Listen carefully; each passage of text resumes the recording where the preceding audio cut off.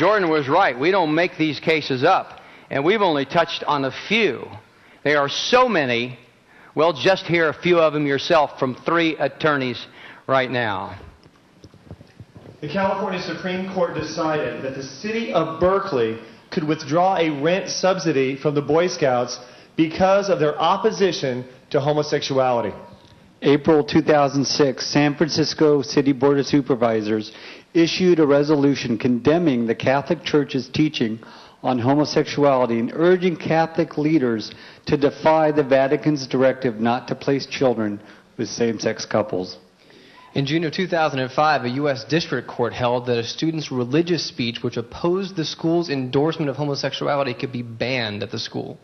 In June 2007, the Oakland city government found the words, quote, "Marriage is the foundation of the natural family and sustains family values," end quote, to be a hate crime.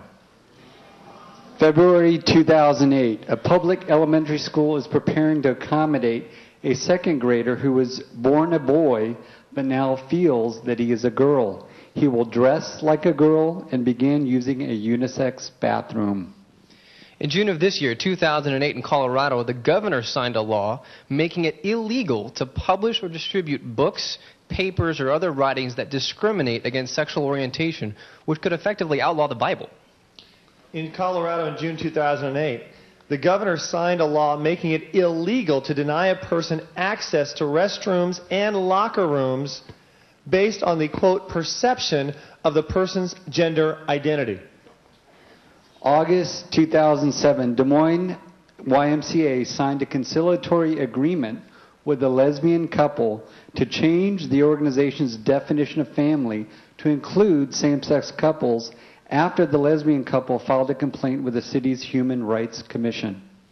In Massachusetts in 2004, after gay marriage was legalized, the justices of the peace were told by the governor's office that they must simply follow the law, meaning they were obligated to perform same-sex marriage even if doing so violated their sincerely held religious beliefs.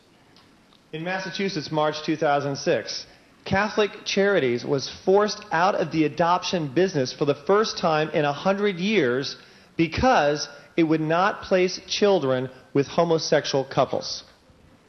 July 2008, in Michigan, a homosexual man sued 2 Christian publishers for emotional distress due to their versions of the Bible that refer to homosexuality as a sin. In Virginia, a Christian man who owned a video duplication business was ordered to do work for a lesbian activist after the man initially declined to do the work because of his religious views against homosexuality. In Washington, D.C., October 2007, the chairman of the Joint Chiefs of Staff was fired because he publicly expressed his moral views opposing homosexual behavior. Canada, February 2000, a professional printer declined to print material for the Canadian Gay and Lesbian Archives.